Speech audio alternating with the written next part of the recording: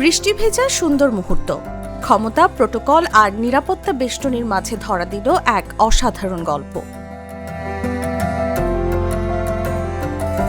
চারপাশে হাজারো নারী সহিংসতার খবরের মাঝে এই দৃশ্য বার্তা দিল স্ত্রীর প্রতি সম্মান, যত্ন, ভালোবাসা আর সহমর্মিতার।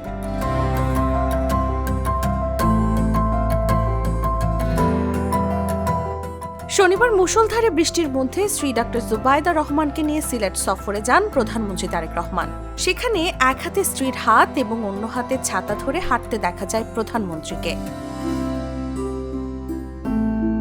দৃশ্যটি যতটা সরল, বার্তাটা যেন ততটাই গভীর। এখানে নিয়ে আনুষ্ঠানিকতার কড়াকড়ি, আছে পারস্পরিক শ্রদ্ধা, দায়িত্ববোধ আর একে অপরের পাশে থাকার বার্তা।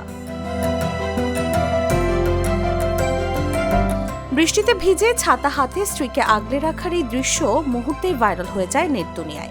রাজনৈতিক আলাপ ছাপিয়ে স্ত্রীর প্রতি সম্মানের কারণেই নেটিজেনদের বাড়তি প্রশংসা কুড়াচ্ছেন তারেক রহমান। এর আগেও স্ত্রী জুবাইদা রহমানের সঙ্গে বেশ কিছু সুন্দর মুহূর্তের ছবি ভাইরাল হয়েছে সোশ্যাল মিডিয়ায়। নেটিজেনরা বলছেন, এই মুহূর্ত মনে করিয়ে দেয় নেতৃত্বের আসল শক্তি লুকিয়ে থাকে মানবিকতায়, সম্মানে এবং সম্পর্কের প্রতি শ্রদ্ধা ও দায়বদ্ধতায়। নিউজ ডেস্ক, জাগো নিউজ।